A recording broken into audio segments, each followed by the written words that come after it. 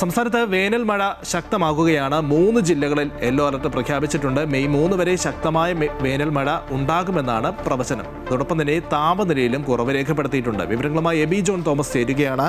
AB, കഴിഞ്ഞ കുറച്ച് ദിവസങ്ങളായി ചൂടിൻ്റെ അതികാഠിന്യമായിരുന്നു. പക്ഷേ ഇപ്പോൾ വേനൽ മഴ എത്തിയിരിക്കുന്നു. ഏതൊക്കെ ജില്ലകളിലാണ് മുന്നറിയിപ്പ് നിലവിലുള്ളത്?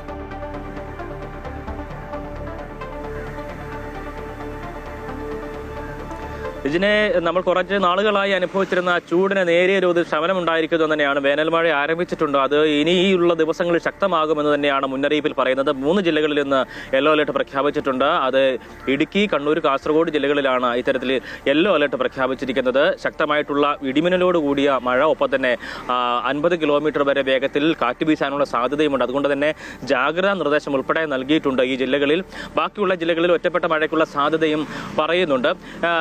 നമ്മൾ കഴിഞ്ഞ കുറേ ദിവസങ്ങളായി അനുഭവിച്ചിരുന്ന ചൂടിന് അതിന് നേരിയ തോതിൽ ശമനം കൂടി ഈ ഘട്ടത്തിൽ ഉണ്ടായിട്ടുണ്ട്. ഇന്നിപ്പോൾ അതിശക്തമായിട്ടുള്ള ചൂട് എവിടെയും തന്നെ ആ നിലയ്ക്കൊരു മുന്നറിയിപ്പ് നൽകിയിട്ടില്ല.